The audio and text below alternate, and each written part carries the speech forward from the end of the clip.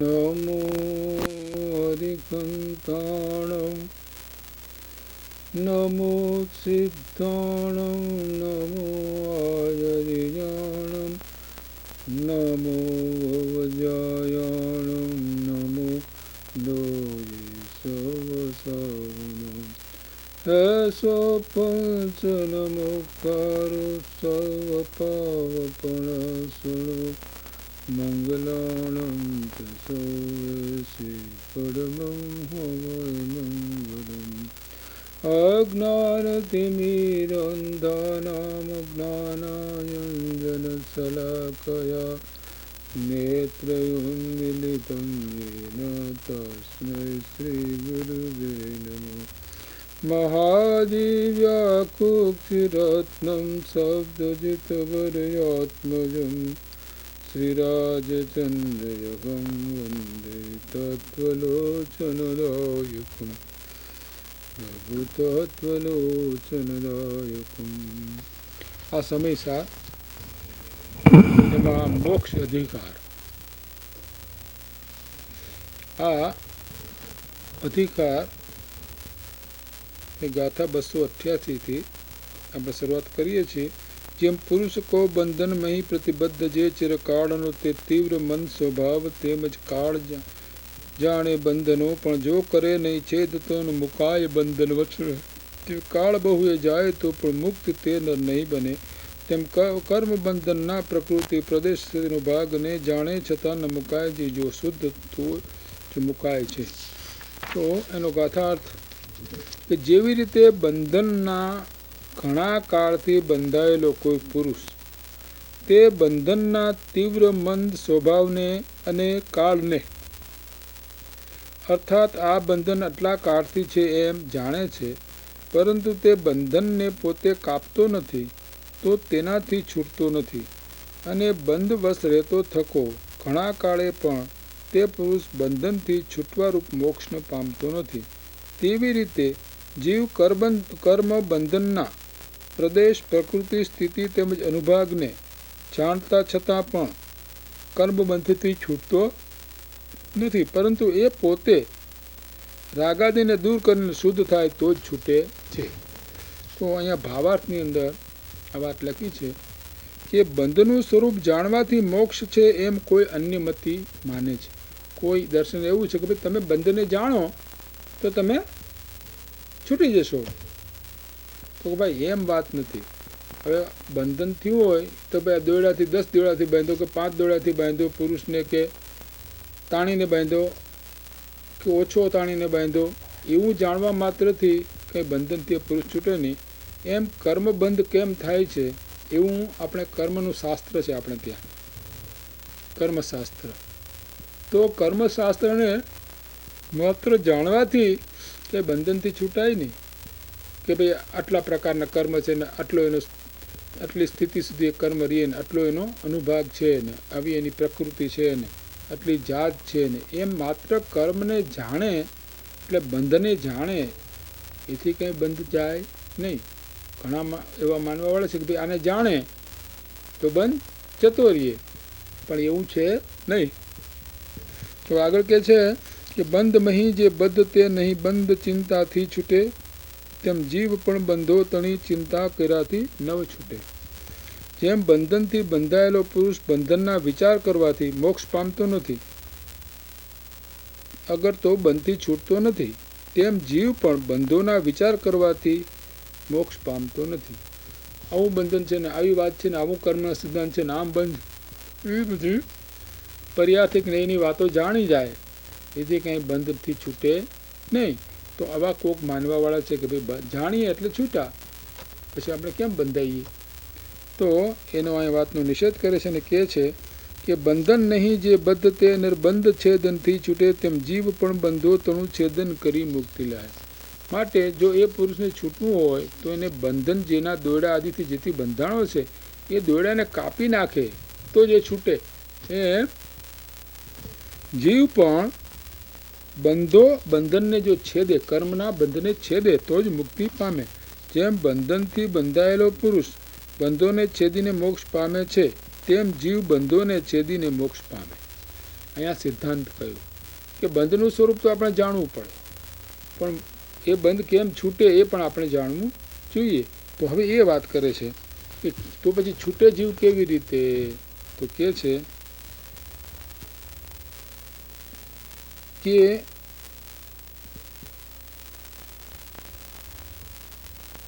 બંધ કેમ છૂટે? તો કે છે બંધો તણી જાણી સ્વભાવ સ્વભાવ જાણી આત્મનો જે બંધ માહી વિરક્ત થાય કર્મ મોક્ષ કરે. તો એને શું કરવું જોઈએ કે બંધનો સ્વભાવ જાણીને અને આત્માનો સ્વભાવ જાણવાનો, અને જાણીને જે બંધો પ્રત્યે વિરક્ત થાય છે, બંધ પ્રત્યે જેને વૈરાગ થાય છે, એટલે કે બંધના જે કારણો અને જે દ્વારા બંધ થાય છે એ ભાવમાં હવે એને રાગ ન રહે, એને વૈરાગ થાય, એટલે એવા ભાવ એ ન કરે અને વૈરાગ ભાવ કરે તો એ બંધથી મુક્ત થાય. તો અહીંયા કહે છે કે પેલા બંધનો સ્વભાવ જાણવો. ભાઈ બંધ શું છે?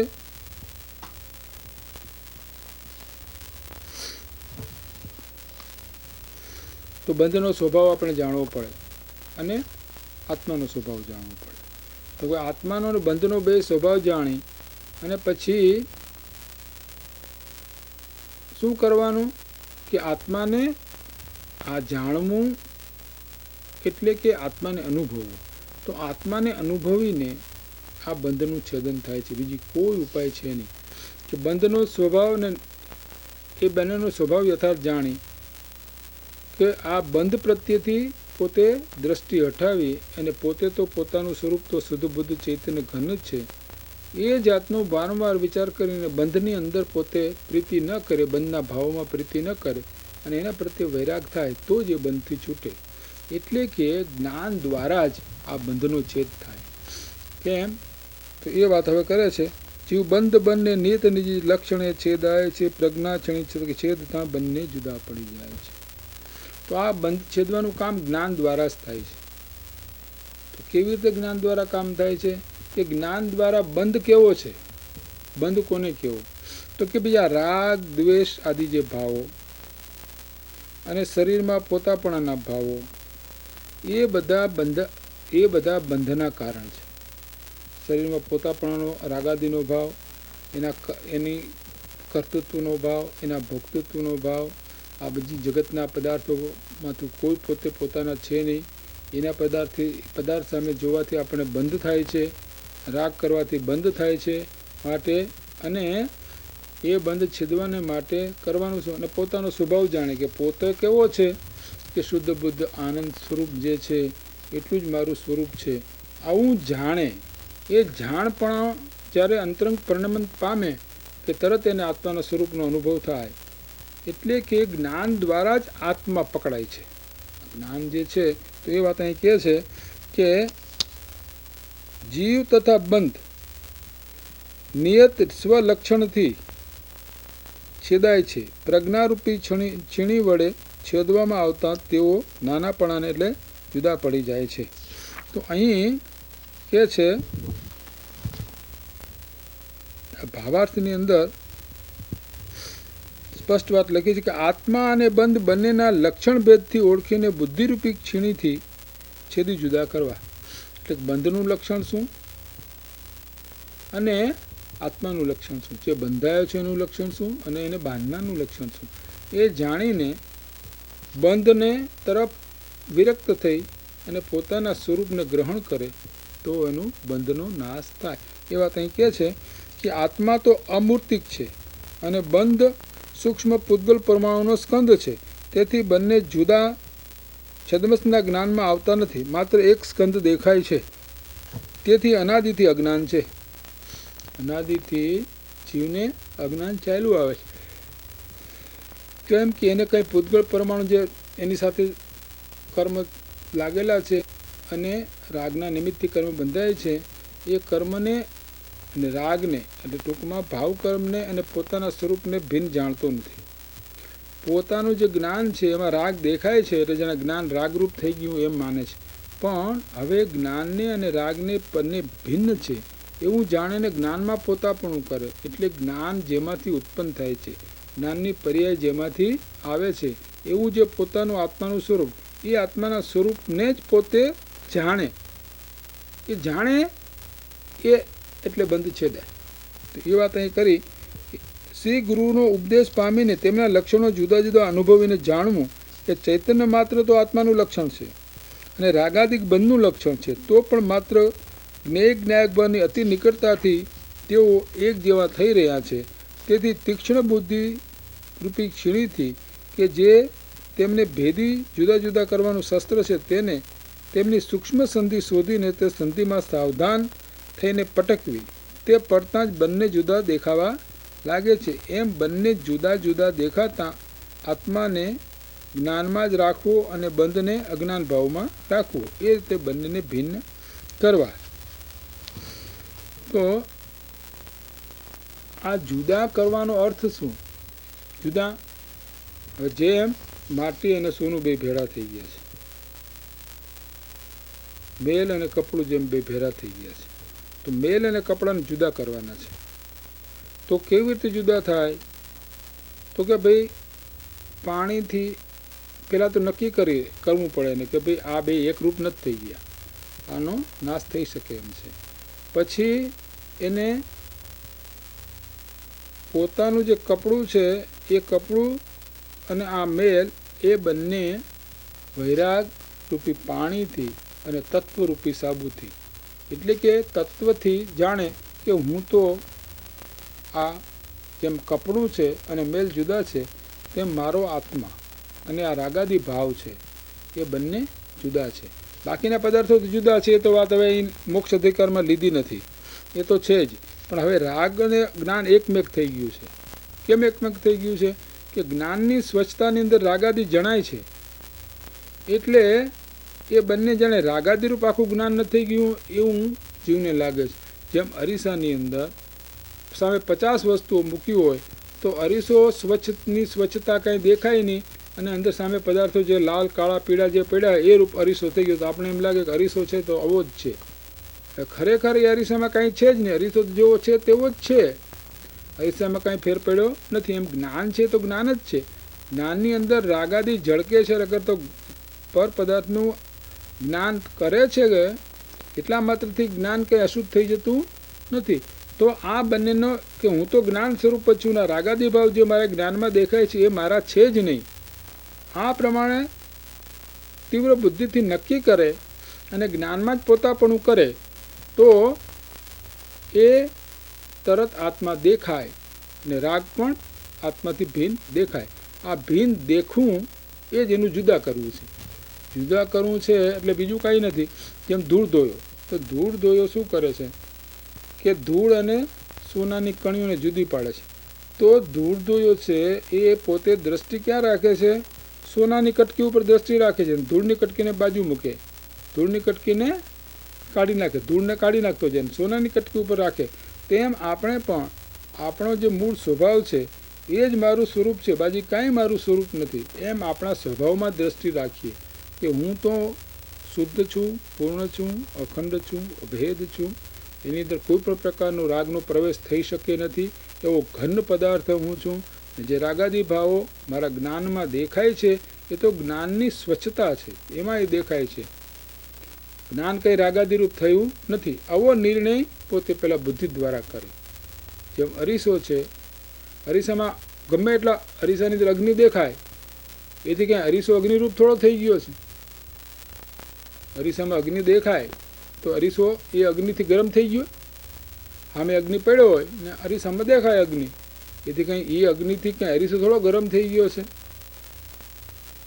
આ તો અગ્નિનું પ્રતિબિંબ પડે છે. જાણે અગ્નિ બાળકની જેમ હોય કે અરીસો હોય અને એક રમકડું અહીં રાખ્યું હોય અને રમકડાનું ચિહ્ન રમકડું સામું ત્યાં અરીસામાં દેખાય તો બાળકને ખબર નથી કે આ રમકડું અરીસામાં, બાળક તો સમજે કે રમકડું અરીસામાં છે, દોડીને એને પકડવાની કોશિશ કરે.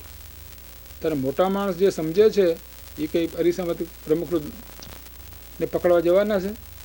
સમજે છે કે આ તો પ્રતિબિંબ છે, એમાં તો કાંઈ હાથ આવે એમ છે નહીં.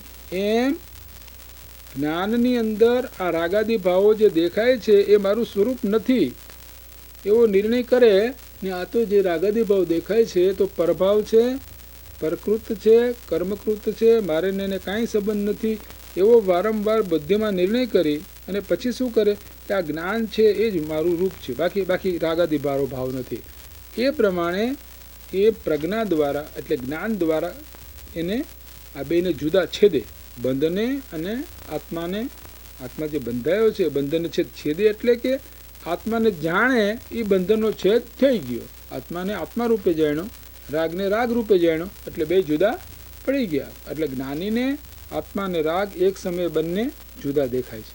આ મારું સ્વરૂપ આત્મા આનંદરૂપ જે મને અનુભવું છું એ રાગાદી ભાવ છે એ તો એનાથી તરતા જુદા જ દેખાય, સ્પષ્ટ. એ આમાં પ્રવેશ કરી શકતા નથી એવું સ્પષ્ટ દેખાય છે. તો એ વાત અહીંયા કરી.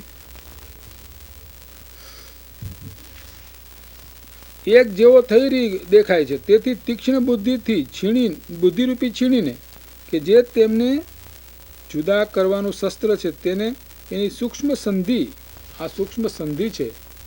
કેમ કે રાગ અને જ્ઞાન એવા એકમેક થઈ ગયા છે કે એને જુદા પાડવા મુશ્કેલ છે. કેમ કે બધું એકરૂપ દેખાય છે. જેમ દૂધ અને પાણી એકરૂપ થઈ ગયા તો દૂધને પાણી જુદું કેમ કરવું? તો પછી આપણે દૂધને પાણી જુદું કરવું હોય તો એને ઉકાળીને પાણીને વરાળરૂપ કરવું પડે અને એમ જુદું થાય. તો સૂક્ષ્મ વિચાર દ્વારા પોતે બહુ સાવધાન થાય અને પોતામાં જ પોતાપણું કરે અને બાકી પરમાં પોતાપણું ન કરે, આવી સાવધાની વારંવાર કરવાથી પછી આ રાગાદી ભાવ પ્રત્યે પોતે ઉપેક્ષા કરે અને સ્વભાવમાં પોતાપણું કરે. એ દ્વારા એના એવા અભ્યાસ દ્વારા એ પોતાના આત્માની નજીક જતો જાય અને પછી એને પોતાના આત્માનો અનુભવ થાય. તો એ વાત અહીં કરી છે કે એ બંને જુદા જ્ઞાનથી જુદા પડી જાય છે. હવે કહે છે કે જીવ બંધ જ્યાં છેદાય એ રીતે નિજ લક્ષ્યને ત્યાં છેદવો એ બંધને અને જીવ ગ્રહણ કરવો શુદ્ધને. તો શું કર્યું? પ્રજ્ઞાથી આ બેને જુદા કર્યા અને આત્માનું ગ્રહણ પ્રજ્ઞા વડે જ થાય છે. આ પ્રજ્ઞા એટલે શુદ્ધ જ્ઞાન. જ્ઞાન દ્વારા જ આત્મા અને આ રાગાદી ભાવ એ જ્ઞાન દ્વારા જુદા કર્યા. હવે આત્માનું ગ્રહણ કોના દ્વારા થાય છે? આત્માને જાણવું. ગ્રહણ કરવું એટલે જાણવું. તો જ્ઞાન દ્વારા જ આત્મા જણાય છે. તો કે પ્રજ્ઞાથી જેમ જ્ઞાનથી જેમ જુદો કર્યો, જ્ઞાનથી પહેલાં નક્કી કર્યું કે આ હું નહીં ને આ હું, અને એમ નક્કી કરતાં અને વારંવાર અભ્યાસ કરતાં એને ભેદ જ્ઞાન થતાં એ આત્માને બંને જુદા કરે છે. અને જુદા કરે છે ત્યારે કે હું આત્મા છું એમ આત્માને પોતે આત્મા રૂપ છે પોતે એમ પોતે માનીને આત્માને ગ્રહણ કરે છે. તો આત્માને ગ્રહણ કરવું એટલે આત્મા કોઈ ગ્રહાય છે થોડો, પકડાય છે થોડો. ગ્રહણ કરવું એટલે જાણવું કે આ મારું સ્વરૂપ આત્મા શુદ્ધ બુદ્ધ જે આનંદરૂપ છે એટલું જ મારું સ્વરૂપ. આ રાગાદી ભાવ છે એ મારું સ્વરૂપ. જ્યારે રાગાદી ભાવ મારું સ્વરૂપ નથી, પછી શરીર પુત્ર ધન બાળ એ તો બધી વાત જ પ્રશ્ન જ ઉપસ્થિત થતો નથી. તો અહીં શું કહ્યું કે શિષ્યએ પૂછ્યું હતું કે આત્મા અને બંધને જુદા કરીને શું કરવું? તેનો ઉત્તર આપ્યો કે બંધનનો ત્યાગ કરવો. રાગાદી ભાવ ત્યાગ કરવો એટલે રાગાદી ભાવ પોતાપણું ન કરવું, એટલે એમ ન કરવું, એનો ત્યાગ થઈ ગયો અને શુદ્ધ આત્માનું ગ્રહણ કરવું. ગ્રહણ કરવું એટલે શું કરવાનું? ગ્રહણ કરવું ક્યારે? એને જાણીએ કે આ મારું રૂપ છે અને આ મારું રૂપ નથી, એ જાણ્યું એનું ગ્રહણ કર્યું કહેવાય. એટલે આત્માના સ્વરૂપને પોતાપણે ગ્રહણ કર્યું એ વાત અહીંયા કહી. તો પછી પૂછે કે જીવ કેમ ગ્રહાય? જીવને અમે ગ્રહણ કેવી રીતે કરીએ જુદા પડીને? તો કહે છે કે જીવ કેમ ગ્રહાય? જીવ ગ્રહાય છે પ્રજ્ઞા વડે. પ્રજ્ઞાથી જેમ જુદો કરો તેમ ગ્રહણ પણ પ્રજ્ઞા વડે. તો અહીં કહે છે કે ભિન્ન કરવામાં અને ગ્રહણ કરવામાં બીજા સાધનની જરૂર નથી. જે ભિન્ન કરવાનું સાધન છે એ જ આત્માને ગ્રહણ કરવાનું એટલે જાણવાનું સાધન છે. માટે પ્રજ્ઞા વડે આત્માને ભિન્ન કર્યો અને પ્રજ્ઞા વડે જ આત્માને ગ્રહણ કરવો. પ્રજ્ઞા એટલે જ્ઞાન, શુદ્ધ જ્ઞાન, અંતર્મુખ સૂત્ર જ્ઞાન. જે જ્ઞાન અંતર્મુખ થાય, મતિશ્રુત જ્ઞાન જે અંતર્મુખ થાય એને પ્રજ્ઞા કહેવામાં આવે છે. તો એ પ્રજ્ઞાથી ગ્રહણ કરવો એટલે જાણવો, અને જાણવો એટલે બે આ હું ને આ હું બે જુદા પડી ગયા. તો હવે કહે છે, હવે પૂછે છે કે આત્માને પ્રજ્ઞા વડે કઈ રીતે ગ્રહણ કરવો? તો કહે છે કે પ્રજ્ઞાથી કરવો નિશ્ચય કે જે ચેતનારો તે જ હું, બાકી બધા જે ભાવ તે મુજ થકી પર જાણવા. તો કેવી રીતે કરવું? કે બુદ્ધિ વડે આત્માને એમ ગ્રહણ કરવો કે કેમ કે જે આ જાણનારો છે, ચેતનારો છે, તે જ નિશ્ચયથી હું છું અને બાકીના જે ભાવો છે તે મારાથી પર છે, એમ ગ્રહણ કરો. આટલું જ મારું રૂપ છે, બાકી મારું રૂપ છે નહીં. તો પ્રજ્ઞા વડે ભિન્ન કરવામાં આવેલો જે ચેતક તે જ હું છું અને બાકીના ભાવો મારાથી પર છે. માટે અભિન્નકારકથી હું જ મારા વડે જ, મારા માટે, મારામાંથી, મારામાં જ મને જ ગ્રહણ કરું છું. તો શુદ્ધ જ્ઞાન પોતે જ કર્તા છે, પોતે જ કર્મ છે, પોતે જ કરણ છે, પોતે જ બધું ઉપાદાન છે, પોતે જ અધિકરણ છે. છ કરણો પોતામાં જ છે, આત્મામાં જ છે. તો આત્મા દ્વારા, આત્મા એટલે પ્રજ્ઞા, જ્ઞાન એટલે આત્માથી જ્ઞાન થોડું કંઈ જુદું છે. તો જ્ઞાન દ્વારા આત્માને ગ્રહણ કરવો. કેવી રીતે ગ્રહણ કર્યો? કે જે આ જાણનાર છે તે જ હું છું, બીજો કોઈ હું નથી. જેમનું સ્વલક્ષણ ચૈતન્ય નથી એવા પ્રભાવો તો મારાથી ભિન્ન છે. માત્ર શુદ્ધ ચૈતન્ય સ્વરૂપ હું છું. કર્તા, કર્મ, કરણ, સંપ્રદાન, અપાદાન, અધિકરણ રૂપ કારક ભેદો, સત્વ, અસત્વ, નિત્ય, અનિત્ય, એકત્વ, અનિત્ય આદિ ધર્મભેદો અને જ્ઞાન દર્શન આદિ ગુણભેદો જે કચ્છનથી હોય તો ભલે હો, પરંતુ શુદ્ધ ચૈતન્ય માત્ર ભાવમાં તો કોઈ ભેદ નથી. આમ શુદ્ધ નહીંથી અભેદ રૂપે આત્માને ગ્રહણ કરો. હું તો એક શુદ્ધ બુદ્ધ ચૈતન્ય ઘન છે, બાકી કોઈ ભાવ મારા નથી. હવે થોડો વિસ્તારથી એને કહે છે કે પ્રજ્ઞાથી કેમ કરું. પ્રજ્ઞાથી ગર્વ નિશ્ચય કે જે દેખનારો તે જ હું, બાકી બધા જે ભાવ તે સૌ મુજથી બાહ્ય છે. પ્રજ્ઞાથી ગ્રહો નિશ્ચય કે જે જાણનારો તે જ હું, બાકી બધા જે ભાવ તે સૌ મુજથી પર જાણવો. શું કહ્યું? અહીંયા અભેદથી કીધું. હવે અહીંયા કહે છે કે જે દેખે છે અને જે જાણે છે તે જ મારું સ્વરૂપ, બીજું કોઈ મારું સ્વરૂપ નહીં. જાણનાર દેખનાર તે જ હું છું. કોને જાણનાર દેખનાર? જગતના પદાર્થોને અને મારા પોતાના સ્વરૂપને. એ જે જાણનાર દેખનાર છે એ જ મારું સ્વરૂપ છે, બીજું કોઈ મારું સ્વરૂપ છે નહીં. એ પ્રમાણે આત્માને જાણવો, જાણવું એ જ એનું ગ્રહણ કરવું છે. જાણવું એટલે ગ્રહણ કરવું એટલે દેખું છું, દેખું છું એટલે જાણવું અને દેખવું. અહીં દેખવું અને જાણવું બે કેમ કહ્યા? દેખવું એટલે પ્રતિભાસ છે અને જાણવું એટલે વિશેષતાથી જાણવું. તો એ બે વાત અહીં કરી અને આત્માને કેમ ગ્રહણ કરવું એમ કહ્યું કે ગ્રહણ કરવું છે એટલે જાણું જ છું. તો અહીંયા ભાવાર્થમાં આ વાત કરી છે કે આ ત્રણ ગાથામાં પ્રજ્ઞા વડે આત્માને ગ્રહણ કરવાનું કહ્યું છે. ગ્રહણ કરવું એટલે કોઈ અન્ય વસ્તુને ગ્રહણ કરવા લેવાની નથી. ચેતનાનો અનુભવ કરવો તે જ આત્માનું ગ્રહણ કરવું છે. તો આનો જે ભાવાર્થ છે, આ ગાથા 298 અને 299માં ભાવાર્થમાં ચોખ્ખું બતાવ્યું કે આ પ્રજ્ઞા વડે આત્માને ગ્રહણ કરવાનું કહ્યું છે. ગ્રહણ કરવું એટલે એક આગલી ગાથામાં પણ એમ જ કહ્યું છે ને, 297, 98, 99 આ ત્રણ ગાથાની અંદર. તો શું કહ્યું? ગ્રહણ કરવું એટલે કોઈ અન્ય વસ્તુને ગ્રહવાની લેવાની નથી. ચેતનાનો અનુભવ કરવો, ચેતનાનો એટલે પોતાના શુદ્ધ આત્મા સ્વરૂપનો અનુભવ કરવો, તે જ આત્માનું ગ્રહણ કરવું છે. પ્રથમ ગાથામાં સામાન્ય ચેતનાનો અનુભવ કરાવ્યો, અભેદ ચેતના છે એમ અનુભવ કરાવ્યો. હું તો પૂર્ણ અભેદ એકરૂપ, તેમ સરબત અભેદ છે એમ. પછી એમાં જ્ઞાન, એમાં જેમ આમાં આત્મામાં જ્ઞાન છે, દર્શન છે, ચારિત્ર છે, ભિન્ન ભિન્ન ગુણ છે, એ રીતે જાણવું. જેમ સરબતની અંદર આમાં સૂંઠ છે ને સાકર છે ને લીંબુ છે ને બધું છે. તો એમ વિશેષતાથી જાણવું, સામાન્ય જાણવું, વિશેષતાથી જાણવું. એ જાણવું આત્માનું એ જ એનું જ્ઞાનથી ગ્રહણ કરવું છે. એમ કહ્યું એટલે પ્રથમ ગાથામાં એમ કહ્યું કે સામાન્ય અનુભવ કરાયો અને ઇત્યાદિ કારણભેદે આત્માને કહીને અભેદ વિવક્ષામાં કારણભેદનો નિષેધ કરી આત્માને એક શુદ્ધ ચેતન્ય માત્ર કહ્યું હતું.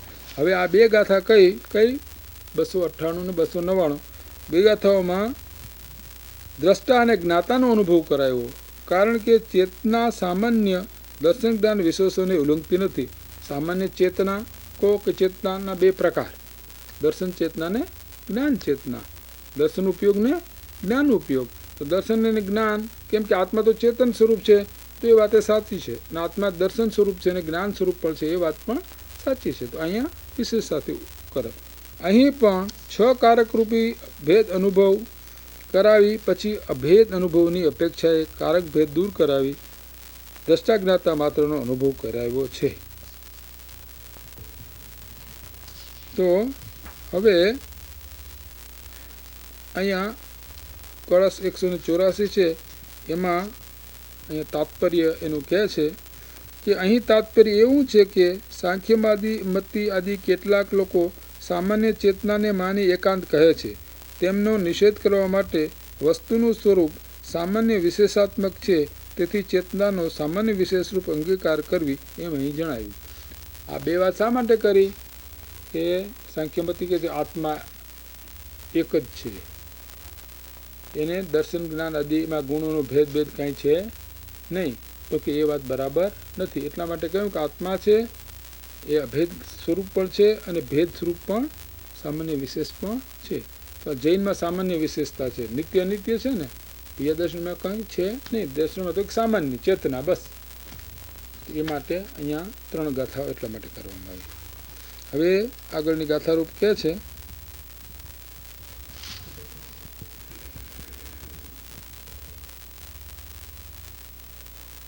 હવે ચૈતન્યનો તો જે ચિન્માત્ર ભાવ જ છે, જે બીજા ભાવો છે તે ખરેખર પરના ભાવો છે, માટે ચિન્મય ભાવ જ ગ્રહણ કરવા યોગ્ય છે, બીજા સર્વ ભાવો છોડવા યોગ્ય છે. એમ અહીંયા કાળસ છે 184માં કહ્યું. હવે ગાથા 200માં કહે છે આ જ વાત કહે છે કે સૌ ભાવને પર કઈ જાણે શુદ્ધ જાણે આત્મને તે કોણ જ્ઞાની મારું આ એવું વચન બોલે ખરી.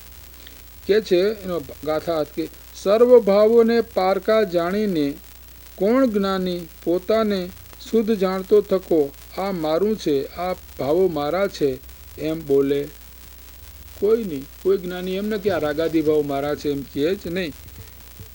લોકમાં પણ એ ન્યાય છે કે જે સુબુદ્ધિ હોય, ન્યાયવાન હોય તે પરના ધનાદિકને પોતાના ન કહે. તેવી રીતે જે સમ્યક જ્ઞાની છે તે સમસ્ત પરદ્રવ્યોને પોતાના કરતો નથી, પોતાના નિજ ભાવને જ પોતાનો જાણીને ગ્રહણ કરે છે. જેમ આપણે પેલા ધોબીનું દ્રષ્ટાંત આપ્યું હતું કે ધોબીના ઘરથી કપડું બદલાઈને આવ્યું અને પારખું કપડું આપણે પહેરી લીધું. પેલો માણસ આવ્યો કે ભાઈ આ કપડું તો મારું છે, જો આ ચીન એનું નામ બતાવ્યું તે થોડી સજ્જન હોય એ તરત કહે કે ભાઈ આ મારું નથી, તારું છે, વાત સાચી છે, માટે તું લઈ જા. એમ જેને એ કપડામાં એને રાગ જતો રહ્યો. કેમ જતો રહ્યો કે એને જાણ્યું કે આ કપડું મારું નથી, જાણ્યું કે એમાંથી પોતાનાપણું છૂટી ગયું. એમ રાગાદી ભાવ, શરીરાદી, આ દ્રવ્ય કર્મ, ભાવ કર્મ, આ બધા નો કર્મ અને આ બધા ઘર નગર આદિ એમાં કાંઈ મારું નથી એવું જાણતા એને એવું યથાર્થ જાણે કે તરત એમાંથી પોતાપણું છૂટી જાય કે ભાઈ આ મારું છે નહીં. તો આ પ્રમાણે વારંવાર અભ્યાસ કરવાથી એને ભેદ જ્ઞાન થાય અને ભેદ જ્ઞાન થતાં પોતાના સ્વરૂપને પોતા પણ જાણે, પરને પોતા પણ ન જાણે. તો એ વાત કરી કે પરભાવ જે છે, તો અહીંયા દાખલો આપ્યો કે જે સુબુદ્ધિ હોય એટલે જેની બુદ્ધિ સારી હોય, જે વિવેકી હોય, જે સત્યનો આગ્રહી હોય એવો જીવ ન્યાયવાન તે પરના ધનાગ્નિને પોતાના ન કહે. તેવી રીતે જે સમ્યક જ્ઞાની છે તે સમસ્ત પરદ્રવ્યોને પોતાના કરતો નથી, પોતાના નિજ ભાવને જ પોતાનો જાણીને ગ્રહણ કરે છે. એ પ્રમાણે પોતાના ભાવને પોતાપણે જાણવા અને પોતાપણે માનવા અને એમાં સ્થિર થવું એ ધર્મ છે. પરભાવને પરરૂપે જાણી અને એની ઉપેક્ષા કરવી, એનો ત્યાગ કરવો. બસ આખી આ વિધિ મોક્ષની બતાવી દીધી. તો અહીંયા આ એક કળશ છે 186માં, તો એમાં કહે છે કે જે પરદ્રવ્યને ગ્રહણ કરે છે તે અપરાધી છે, તેથી તે બંધમાં પડે છે.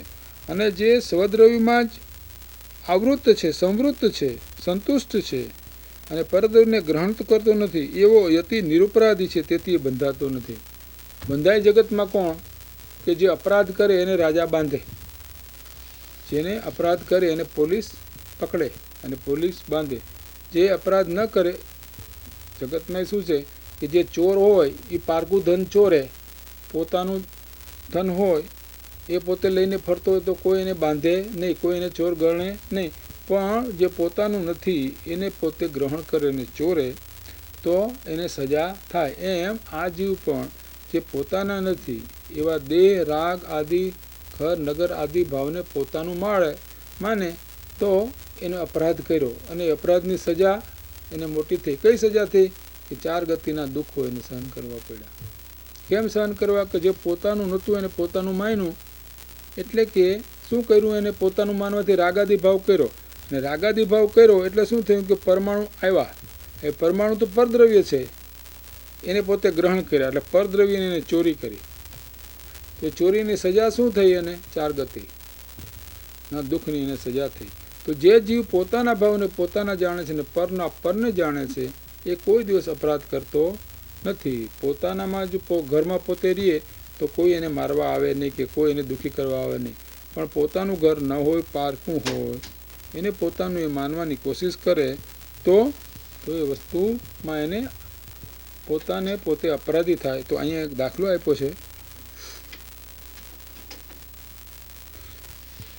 શું કહ્યું? કોણ અપરાધી કોણ છે?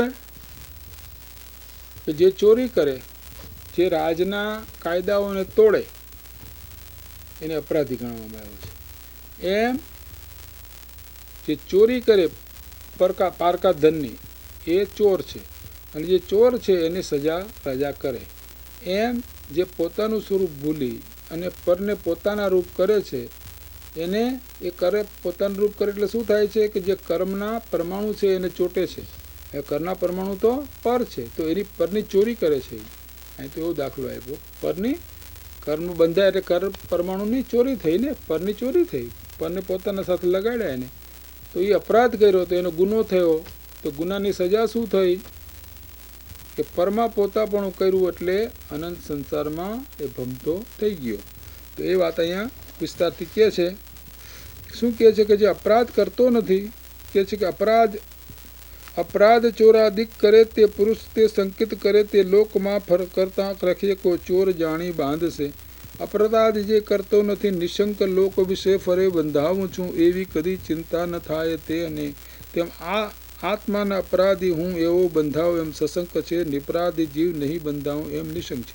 શું કહે છે? અહીંયા દાખલો આપ્યો છે કે જે પુરુષ ચોરી આદિ અપરાધો કરે છે તે લોકમાં ફરતા રખે મને કોઈ જાણી જશે, ચોર જાણીને બાંધશે, પકડશે એવી એને શંકા કર્યા કરે ને શંકામાં જ ફરે. જ્યાં બારવટિયા હોય ને એ બધા સમજે છે કે અમે બારવટિયા છીએ, તમારી પાસે પોલીસ તો પડી જ છે. તે કોઈ દિવસ એક ઠેકાણે બારવટીઓ ન રહીએ. જંગલની અંદર રહીએ તો આજે આ ઠેકાણે જંગલમાં હોય તો બીજે દિવસે 15 માઇલ દૂર હોય તો ત્રીજે દિવસે તો જ એક જગા ઉપર બારવટીઓ રહીએ નહીં. કેમ કે એને શું છે કે હવે મેં ચોરી કરી છે ને લોકોનું માર્યા છે ને ખૂન કર્યું છે તો પોલીસ મને પકડાવીને રહેશે નહીં. તો આખો દિવસ એને શંકા કરે. અને જેને ચોરી નથી કરી એ તો ઉઘાડો ચોક ગામમાં બધે ફરે, એને કોઈ પકડનાર નથી. તેમ એ વાત અહીંયા કરે છે કે જે પુરુષ ચોરી આદિ અપરાધ કરે છે તે લોકમાં ફરતા રખે કોઈ મને ચોર જાણીને બાંધશે, પકડશે એમ એને શંકા કરીને ફરે છે. જે પુરુષ અપરાધ કરતો નથી તે લોકમાં નિશંક ફરે છે, કારણ કે તેને બંધાવવાની ચિંતા કદાપી ઉપજતી નથી. ચોરી જ નથી કરી એ શા માટે બંધાય? એને કોઈ ડર લાગતો, પોલીસનો ડર લાગતો નથી. ચોરી કરે એને ડર લાગે. તે આવી રીતે અપરાધી આત્મા હું અપરાધી છું તેથી હું બંધાઉં છું એમ સંકેત હોય છે. અને જો તે નિરપરાધી આત્મા હોય તો તે નહીં બંધાવ એમ નિશંક જાણે છે. એટલે કે અજ્ઞાનીને હંમેશા બંધની શંકા, અને બંધ એટલે દુઃખ, દુઃખની જ હમણાં ચિંતા, 7 પ્રકાશના ભય, આ તે બધી ચિંતા થાય છે. પણ જે જ્ઞાની છે એને તો કોઈ ચિંતા નથી. એ તો નિશ્ચયથી પોતે નિશંક થઈને જગતમાં ફરે છે કે ભાઈ અમારું તો કોઈ કાંઈ બગાડી શકે એમ નથી, અમને કોઈ મારી શકે એમ છે જ નહીં, અમે તો પૂર્ણ જ છીએ ને અમારા સ્વરૂપમાં જ અમે છીએ, અમારું જગતનું કોઈ પરમાણુ છે જ નહીં, જેનું જેમ થવું એમ થાવ, છેદાવ ભેદાવ ગમે એમ થાવ, અમારી સાથે એને કોઈ સંબંધ નથી. આવી નિશંકતા જ્ઞાનીને હોય છે. તો એને પોતે નિશંકતાથી ફરે છે. જેમ સાવકારો હોય એ ગામની અંદર નિશંકતાથી ફરે. એને ખબર છે કે હું સાવકાર છું તો મને કોણ બાંધે, મેં કાંઈ કોઈની ચોરી કરી નથી. પણ જેને ચોરી કરી હોય એ ચોર હોય તે ગામની અંદર આમ જોતો આંખો આમ જોતો બધી જોતો ફરે. એ પોલીસવાળો તો નથી, આમ નથી, આમ જોતો ફરે. કેમ કે એને ખબર છે કે જો પકડાઈ જઈશ તો મને જેલ પડશે. તો અહીં એ દાખલો આપ્યો છે કે જો માણસ ચોરી આદિ અપરાધ કરે તો તેને બંધનની શંકા થાય. નિરપરાધને શંકા શા માટે થાય? એવી રીતે જો આ આત્મા પરદ્રવ્યના ગ્રહણરૂપ અપરાધ કરે પરદ્રવ્યને શું ગ્રહણ કર્યું? એને રાગાદી ભાવ કરીને રાગાદી ભાવથી એને કર્મના પરમાણુ છે એ પર છે, જળ છે, એને ગ્રહણ કર્યા, તો એ મોટો અપરાધ થયો. કર્મ બાંધવા એ મોટો અપરાધ છે. તો એ અપરાધ ક્યારે ન થાય? કે જ્યારે કર્મ આપણે ન બાંધી એવા ભાવ કરીએ ત્યારે. તેવો કયો ભાવ છે? કે વિતરાગ ભાવ કરીએ તો આપણને કર્મ બંધાય નહીં. રાગાદી ભાવ કરીએ, રાગ દ્વેષ આદિ ભાવ કરીએ તો કર્મ બંધાય ને આપણને રહે જ નહીં. તો જે માણસ ભાવાર્થ કે છે ગાથા 302 અને 303 એનો ભાવાર્થમાં ચોખ્ખું લખ્યું છે કે જો માણસ ચોરી આદિ અપરાધ કરે તો તેને બંધનની શંકા થાય. નિરપરાધીને શંકા શા માટે થાય? તેવી રીતે જો આ આત્મા પરદ્રવ્યના ગ્રહણરૂપ અપરાધ કરે તો તેને બંધની શંકા થાય છે. જો પોતાને શુદ્ધ અનુભવે પરને ન ગ્રહે તો એને બંધની શંકા થાય નહીં. તો જ્ઞાની છે એ કોઈ દિવસ પરને ગ્રહતા, એટલે જ્ઞાની રાગદ્વેષ કરતા નથી, તો પરદ્રવ્ય એને ચોટતું નથી, તો એ સંસારમાં એને રખડવું થતું નથી. તો એ વાત અહીંયા દાખલા તરીકે કરીને આપી. માટે પરદ્રવ્યને છોડી શુદ્ધ આત્માનું ગ્રહણ કરવું, ત્યારે જ આ જીવ નિરપરાધી થાય છે. જ્યાં સુધી પોતાના આત્માનું ગ્રહણ પોતે નથી કરતો ત્યાં સુધી અપરાધ કરે છે. એટલે જે પળપળ, અને એની સજા શું? પળપળ ભયંકર ભાવ મરણ કાં હો રાચી રહો. તો પડે પડે એ ભાવ મરણ કર્યા જ કરે છે. તો પોતાના આત્મામાં જો સ્થિર થાય તો એક સદાને માટે નિરપરાધી થાય અને પોતાના સ્વરૂપનું, એટલે અહીંયા આગળ વાત કરે છે કે અપરાધ શું છે એની વ્યાખ્યા આપે છે કે સંસિદ્ધિ સિદ્ધિ રાધ આરાધિત સાધિત એક છે, એ રાધથી જે રહિત છે આત્મા અપરાધ છે. વળી આત્મા જે નિરપરાધી તે નિશંકત હોય છે, વર્તે સદા આરાધનાથી જાણતો હું આત્મને. હવે સંસિદ્ધિ, રાધ, સિદ્ધ, સાધિત અને આરાધિત એ શબ્દો એકાર્થવાચક છે. જે આત્મા અપગત રાધ અર્થાત રાધથી રહિત છે તે આત્મા અપરાધ છે. વળી જે આત્મા નિરપરાધ છે તે નિશંક હોય છે. શુદ્ધ આત્મા તે જ હું છું એમ જાણતો થકો આરાધનાથી સદા વર્તે છે. અજ્ઞાની હંમેશા વિરાધના કરે અને જ્ઞાની હંમેશા આરાધના કરે. આરાધના કરવાનો અર્થ શું થાય છે? કે પોતાના સ્વરૂપને જાણી અને પોતાના સ્વરૂપને ગ્રહણી કરી અને પોતાના સ્વરૂપમાં સ્થિર થવું, એનું નામ છે આરાધના. આ સાચી આરાધના છે. એ આરાધના જે નથી કરતો એ વિરાધના કરે છે, અપરાધ કરે છે. વિરાધના કહો કે અપરાધ કરે છે. તો અહીં ભાવાર્થમાં આ વાત લખી છે કે સંસિદ્ધિ, રાજ, સિદ્ધિ, સાધિત અને આરાધિત એ શબ્દોનો એક જ અર્થ છે. અહીં શુદ્ધાત્માની સિદ્ધિ અથવા સાધનનું નામ જ રાધ છે. જેને તે રાધ નથી તે આત્મા અપરાધ છે, અને જેને તે રાધ છે તે આત્મા નિરપરાધ છે. જે સાપરાધ છે તેને બંધનની શંકા થાય છે, માટે સ્વયં અશુદ્ધ હોવાની અનારાધક છે. અને જે નિરપરાધ છે તે નિશંક થયો થકો પોતાના ઉપયોગમાં લીન થાય છે, તેથી તેને બંધની શંકા નથી. માટે શુદ્ધ આત્મા તે જ હું છું એવો નિશ્ચયપૂર્વક વર્તતો થકો સમ્યક દર્શન, જ્ઞાન, ચારિત્ર અને તપના એક ભાવરૂપ નિશ્ચય આરાધનાનો જ તે આરાધક છે. તો સાચો આરાધક કયો? કે જે પોતાના સ્વરૂપને જાણે, પોતાના સ્વરૂપની શ્રદ્ધા કરે અને પોતાના સ્વરૂપમાં સ્થિર થાય, એ સાચો આરાધક છે. બીજો કોઈ સાચો, બાકી બધા વિરાધક છે. હવે અહીંયા એક પ્રતિક્રમણાદિની વાત કરવામાં આવે છે કે હવે વ્યવહાર નયના અવલંબે અથવા વ્યવહાર નયને અવલંબન કરનાર તર્ક કરે છે કે એવો શુદ્ધ આત્માની ઉપાસનાનો પ્રયાસ કરવાનું આપણે શું કામ છે? કારણ કે પ્રતિક્રમણ આદિથી આત્મા નિરપરાધ થાય છે, એટલે આત્મા દોષ રહિત થઈ શકે છે. કેમ કે અપરાધને જે અપ્રતિક્રમણ આદિ છે તે અપરાધને દૂર કરનારા નહીં હોવાથી વિષકુંભ છે. માટે જે પ્રતિક્રમણ આદિ છે તે અપરાધને દૂર કરનારા હોવાથી અમૃતકુંભ છે. તો આ પ્રમાણે વાત કરવામાં આવી કે ભાઈ અમારે તો જૈન દર્શનની અંદર વાત કરી છે ચોખ્ખી કે જે પ્રતિક્રમણ કરે તેના બધા અપરાધો જતા રહીએ, તો પછી આત્માને શુદ્ધ અનુભવવાની શું જરૂર છે? એમ શિષ્ય પ્રશ્ન કર્યો છે. તો કે ભાઈ એ વાત તારી સાચી નથી. તો એનો ઉત્તર રૂપે ગાથા કહે છે કે પ્રતિક્રમણ ને પ્રતિસરણ પરિહરણ નિવૃત્તિ ધારણા વળી શુદ્ધિ નિંદા ગ્રહ એ અષ્ટ વિષકુંભ છે. અણપ્રતિક્રમણ, અણપ્રતિસરણ, અણપરિહરણ, અણધારણા, અનિવૃત્તિ, અણગ્રહ, અનિંદ, અશુદ્ધિ એ અમૃતકુંભ છે.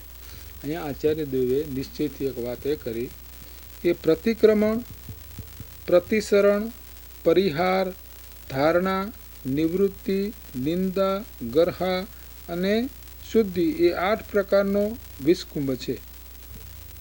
એટલે કે આ જે દ્રવ્ય પ્રતિક્રમણ કરવામાં આવે છે એ આચાર્ય દેવ કહે છે કે ઘણા જીવો એ પ્રતિક્રમણ દ્વારા પોતે અપરાધનો નાશ કરશે એમ માનીને એમાં રત રહે છે. એવા જીવને કહેવામાં આવે છે કે ભાઈ એ પ્રમાણે તું નિરપરાધી થઈશ નહીં, કેમ કે આ બધા તો એક અપેક્ષા એ શુભ પ્રવૃત્તિ છે અને શુભ પ્રવૃત્તિ હોવાથી માત્ર બંધનું જ કારણ છે, એ અબંધનું કારણ નથી. આ બધા પ્રતિક્રમણ આદિ જે ભાવ છે, નિંદા, ગર્હા, પ્રતિક્રમણ, આલોચના, એ બધા વ્યવહારથી પ્રતિક્રમણ જે છે એ બધા શુભ ભાવ હોવાથી બંધના કારણ છે. એથી તું નિર્બંધ થઈ શકે એમ છે નહીં, માટે તારી એ માન્યતા જૂઠી છે. તું એ પ્રતિક્રમણ કર એની ના નથી, પણ એનાથી તારો નિવેડો નહીં આવે. નિવેડ તો શુદ્ધ આત્માના અનુભવથી જ આવશે. માટે અમે તો એમ કહીએ છીએ કે ખરેખર જોવા જઈએ તો આ પ્રતિક્રમણ આદિ બધા વિષકુંભ છે, છોડવા યોગ્ય છે, ઝેરના કુંડા છે, ઝેર છે. એમ આચાર્ય દેવ અહીં કહે છે. શા માટે કહે છે ઝેર? કે જે લોકો દ્રવ્ય પ્રતિક્રમણથી, વ્યવહાર પ્રતિક્રમણથી, આ જે અત્યારે પ્રતિક્રમણ રોજ કરે છે એનાથી એ માને કે અમે છૂટી જઈશું, એવા જીવને સમજાવવા માટે કહે છે કે આ તો બધા બંધના ભાવો છે, માટે બંધ છે, માટે વિષકુંભ છે, ઝેર જેવા છે. માટે તમે એ વાત છોડીને તમારા આત્મામાં આવો અને આત્મામાં તમે સ્થિર થાઓ એટલે સાચું પ્રતિક્રમણ તમને થશે.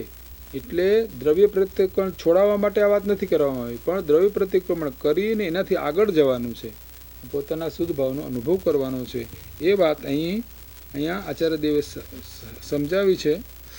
તો અહીંયા ભાવાર્થમાં કહે છે કે વ્યવહાર નહીંના લંબાઈઓ કહ્યું હતું કે લાગેલા દોષનું પ્રતિક્રમણ આદિ કરવાથી આત્મા શુદ્ધ થાય છે, તો પછી પ્રથમથી શુદ્ધ આત્માના અવલંબનનો ખેદ કરવાનું શું પ્રયોજન છે? શુદ્ધ થયા પછી તેનું અવલંબન થશે, પહેલેથી જ અવલંબનનો ખેદ નિષ્ફળ છે.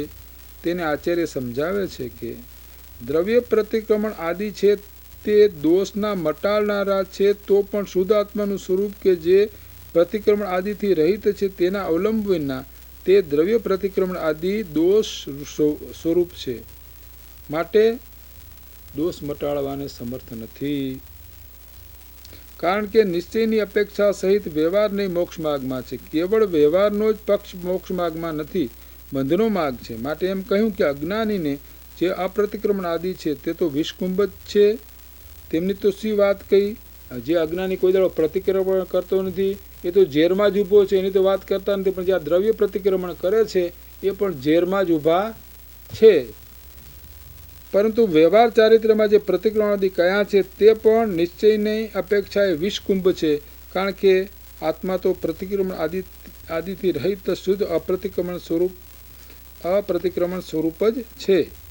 તો અહીંયા એ વાત આચાર્ય દેવ કહે છે કે તમે માત્ર બાહ્ય ક્રિયાઓથી મોક્ષ માર્ગ માનોમાં, બાહ્ય પ્રતિક્રમણથી મારા બધા દોષ જતા રહેશે એવું માનોમાં, એ વાત સાચી નથી. તમે તમારા સ્વરૂપમાં જો સ્થિર થાવ તો જ તે જ સાચું પ્રતિક્રમણ છે, તે જ સાચી આલોચના છે, તે જ સાચું ચારિત્ર છે અને તે જ સાચું પ્રત્યાખ્યાન છે. માટે તમારા આત્મામાં આવો તો જ તમે ખરેખર મુક્ત થશો. આ તો બધા પ્રતિક્રમણ છે આદિ તો શુભ ભાવ હોવાથી બંધના કારણ છે, માટે એનાથી તમને મુક્તિ થાય એવું માનો નહીં. એ વાત અહીંયા આચાર્ય દેવે સમજાવી છે.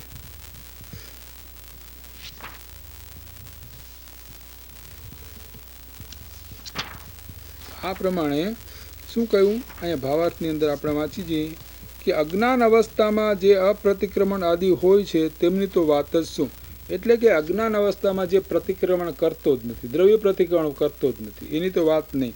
પણ અહીં તો શુભ પ્રવૃત્તિ રૂપ દ્રવ્ય પ્રતિક્રમણ આદિનો પગ છોડાવવા માટે તેમને તો નિશ્ચય નીતિની પ્રધાનતાથી વિષકુંભ કયા છે. કારણ કે તેઓ કર્મબંધના કારણ છે, શુભ બંધનું કારણ છે ને. અને પ્રતિક્રમણ અપ્રતિક્રમણ આદિથી રહિત જેવી ત્રીજી ભૂમિ કે જે શુદ્ધ આત્મા સ્વરૂપ છે, તેમજ પ્રતિક્રમણ આદિથી રહિત હોવાથી અપ્રતિક્રમણ રૂપ છે, તેને અમૃતકુંભ કહી. અર્થાત ત્યાંના અપ્રતિક્રમણ આદિને અમૃતકુંભ કહ્યા છે. ત્રીજી ભૂમિકામાં ચડાવવા માટે આ ઉપદેશ આચાર્યદેવે કર્યો છે. પ્રતિક્રમણ આદિને વિષકુંભ કહ્યા. સાંભળીને જેવો ઉલટા પ્રમાદી થાય છે તેમના વિશે આચાર્યદેવ કહે છે કે આ માણસો નીચા નીચા કેમ પડે છે, ત્રીજી ભૂમિકામાં ઊંચા ઊંચા કેમ ચડતા નથી. જ્યાં પ્રતિક્રમણને વિષકુંભ કહ્યું ત્યાં તેના નિષેધરૂપ અપ્રતિક્રમણ રૂપ જ અમૃત હોઈ શકે, અજ્ઞાનીનું નહીં. માટે જે અપ્રતિક્રમણ આદિ અમૃતકુંભ કહ્યા છે તે અજ્ઞાનીના અપ્રતિક્રમણ આદિ ન જાણવા, ત્રીજી ભૂમિકામાં શુદ્ધ આત્મામય જાણવા. આ રીતે આ અર્થનું દળ કરતો આ કાવ્ય 190 કહે છે કે કસાયના ભાર વડે ભારે હોવાથી આળસુપણું તે પ્રમાદ છે. તેથી તો પ્રમાદયુક્ત આળસભાવ શુદ્ધભાવ કેમ હોઈ શકે. માટે નિજ રસથી ભરેલા સ્વભાવમાં નિશ્ચળ થતો મુનિ પરમ શુદ્ધતાને પામે છે અથવા શીઘ્ર અલ્પકાળમાં કર્મથી છૂટે છે. તો પ્રમાદ તો કસાયના ગૌરવથી થાય છે. માટે પ્રમાદીને શુદ્ધ ભાવ હોય નહીં. જે મુનિ ઉદ્યમથી સ્વભાવમાં પ્રવર્તે છે તે શુદ્ધ થઈને મોક્ષને પામે છે. હવે મુક્ત થવાનું અરુક્રમ દર્શાવતું આ કાવ્ય જે છે એ 191 કળશ કહે છે કે જે પુરુષ પહેલાં હવે કેવી રીતે મોક્ષ થાય એની વાત ટૂંકમાં કહે છે આચાર્યદેવ આ શ્લોકની અંદર. અને પછી અધિકાર મોક્ષનો પૂરો થાય છે કે ભાઈ કેવી રીતે મોક્ષ થાય. કે જે પુરુષ પહેલાં સમસ્ત પરદ્રવ્યોનો ત્યાગ કરીને નિજ દ્રવ્યોમાં આત્મ સ્વરૂપમાં લીન થાય છે તે પુરુષ સર્વ રાગાદી અપરાધોથી રહિત થઈ આગામી બંધનો નાશ કરે છે અને નિત્ય ઉદયરૂપ કેવળ જ્ઞાનને પામી શુદ્ધ થઈ સર્વ કર્મનો નાશ કરી મોક્ષને પામે છે. આ મોક્ષ થવાનો અનુક્રમ છે. એટલે આ પ્રમાણે મોક્ષ માટે શું વાત કરી કે પરભાવને પર જાણવા, પોતાને પોતાને જાણવા, પરમાં પોતાપણું ન કરવું, સ્વમાં પોતાપણું કરવું. આ વારંવાર અભ્યાસ કરવાથી જ્યારે સ્વમાં પોતાપણું નિશ્ચિત થઈ જાય છે, દ્રઢ થઈ જાય છે, એ વખતે આત્માનો અનુભવ થાય છે. અને આના આત્માનો અનુભવ થતાં આ બંને રાગાદી ભાવ અને આત્મા જુદા છે સ્પષ્ટ દેખાય છે. અને જ્યારે સ્પષ્ટ દેખાય છે પછી કોઈ દિવસ જ્ઞાની પદમાં પોતાનોપણું કરતો નથી અને પોતાના આત્મામાં જ પોતાપણું કરી એમાં સ્થિર થઈ અને મોક્ષની પ્રાપ્તિ કરે છે. તો અહીંયા કળશ છે 192 એના ભાવાર્થમાં કહે છે કર્મનો નાશ કરી મોક્ષને અનુભવતું, પોતાની સ્વાભાવિક અવસ્થારૂપ અત્યંત શુદ્ધ સમસ્ત જ્ઞેયાકારોને ગૌણ કરતું, અત્યંત ભિન્ન અને ધીર એવું પૂર્ણ જ્ઞાન પ્રગટ દેદીપ્યમાન થયું અને પોતાના મહિમામાં લીન થયું. એટલે કે આ પ્રમાણે કેવળ જ્ઞાનની પ્રાપ્તિ શુદ્ધિની પ્રાપ્તિ પછી થાય છે.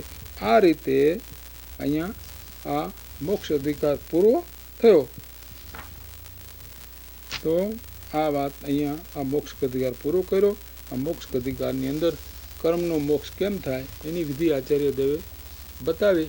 એક ભેદ જ્ઞાન એક એવી વસ્તુ છે કે જેના દ્વારા જ આ કર્મબંધનો નાશ થઈ શકે છે અને મોક્ષની પ્રાપ્તિ થઈ શકે છે. માટે પોતે શું, પોતાનું સ્વરૂપ શું અને પર રાગાદિભાવ જે પર દ્રવ્ય છે એનું સ્વરૂપ શું એ વારંવાર વિચાર કરી યથાર્થ જાણી પરમાં પોતાનો ભાવ જે છે એનો ત્યાગ કરી સ્વમાં પોતાપણું કરવું અને સ્વમાં જ એકાગ્ર થવું, સ્વને જ ગ્રહણ કરવું. એટલે કે સ્વને જાણી અને સ્વમાં સ્થિર થવું.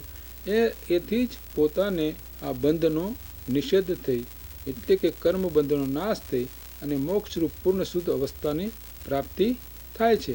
માટે આ એક જ વિધિ છે, બીજી કોઈ વિધિ નથી. પોતામાં પોતાપણું કરવું, પરમાં પરપણું કરવું, પરમાં કોઈ દિવસ પોતાપણું ન કરવું. આ એક જ વિધિથી માટે પર શું અને સ્વ શું એને વારંવાર વિચાર કરીને જાણી અને વારંવાર હું તો આ છું, હું બીજું કંઈ નથી, હું તો શુદ્ધ બુદ્ધ આનંદ સ્વરૂપ જ છું, બીજું કોઈ મારું સ્વરૂપ છે એમ વારંવાર અભ્યાસ કરી અને વૈરાગ વધારે અને આની જેમ જેમ દ્રઢતા થાય, શ્રદ્ધા જેમ જેમ વધતી જાય તેમ તેમ શ્રદ્ધાના અંશો વધતા વધતા એક દિવસે પૂર્ણ શ્રદ્ધા થતાં એટલે કે મિથ્યાત્વનો સર્વથા નાશ થતાં સમ્યક દર્શનની પ્રાપ્તિ થાય છે. અને એ સમ્યક દર્શન છે એ સમ્યક જ્ઞાન છે. અને સમ્યક દર્શન સમ્યક જ્ઞાન એક સમયે હોવાથી સમ્યક દર્શન થતાં સમ્યક જ્ઞાન થતાં જ દર્શન સમ્યક થાય છે, અને સમ્યક દર્શન થતાં જ જ્ઞાન સમ્યક થાય છે. આ બંને એક સમયે જ છે. એટલે આ જે સમ્યક જ્ઞાન છે, જે એ જ આ મોક્ષનું કારણ અહીંયા કહેવામાં આવ્યું છે. સમ્યક જ્ઞાન થાય છે, એથી પછી એને વસ્તુ સ્વરૂપ જેમ છે તેમ દેખાય છે, અને કદી પરમાએ પોતાપણું કરતો નથી. માટે જ્ઞાની જે છે એ કદી કોઈ પરદ્રવ્યમાં પોતાપણું કરતો નથી, પોતામાં જ પોતાપણું કરે છે. અને સમ્યક દર્શન જ્ઞાન ચારિત્ર અને સમ્યક તપ એ જ આરાધના છે. બીજી બાકી કોઈ આરાધના નથી, બાકી બધી વિરાધના છે. શુભ અશુભ શુભ ભાવ જે છે એ શુભ ભાવ એ આરાધક ભાવ નથી, એ બધાય બંધના કારણોથી વિરાધક ભાવ છે. તો આરાધ ભાગ તો સમ્યક દર્શન જ્ઞાન અને ચારિત્ર રૂપ જે છે એ જ આરાધના છે, બીજી કોઈ આરાધના નથી. માટે અહીંયા આચાર્ય દેવે સમ્યક દર્શન, સમ્યક જ્ઞાન, સમ્યક ચારિત્ર અને સમ્યક તપ. સમ્યક તપ એટલે તપનો અર્થ થાય છે સ્વરૂપની વિશેષ શુદ્ધિ, રૂપ નિર્જરા. તો આ કારણોથી જ મોક્ષની પ્રાપ્તિ થાય છે. તો આ વાત કૃપાળ આચાર્ય દેવે અહીં સ્પષ્ટ કરી છે કે મોક્ષનો આ એક જ ઉપાય છે, બીજો કોઈ ઉપાય નથી. માટે પોતે પ્રથમ સ્વ અને પરને જાણી અને સ્વમાં સ્થિર થવું, પરનો ત્યાગ કરવો, આ એક જ મોક્ષનો ઉપાય છે, બીજો કોઈ ઉપાય છે નહીં. માટે બાહ્યના જે શુભાદિ ભાવોથી જે મોક્ષ માને છે એને પણ અહીં સમજાવવામાં આવ્યા છે કે ભાઈ શુભ ભાવથી મોક્ષ થશે નહીં, શુભ ને અશુભ બેયનો છેદ કરવો પડશે. બે છેદ વિતરાગ ભાવથી જ થઈ શકે. માટે આ વિતરાગ ભાવ છે એ જ મોક્ષનું સ્વરૂપ છે, એ સિવાય બીજું કોઈ મોક્ષનું સ્વરૂપ નથી. એ જ સાચી આરાધના છે, બીજી કોઈ સાચી આરાધના નથી. માટે સમ્યક દર્શન, સમ્યક જ્ઞાન, સમ્યક ચારિત્ર જે મોક્ષ માર્ગ છે એ મોક્ષ માર્ગને જે અવલંબે છે એ જ જીવ સાચો આરાધક છે, બીજા બધાય વિરાધક છે. આ પ્રમાણે અહીંયા મોક્ષનો અધિકાર આચાર્ય દેવે પૂરો કર્યો.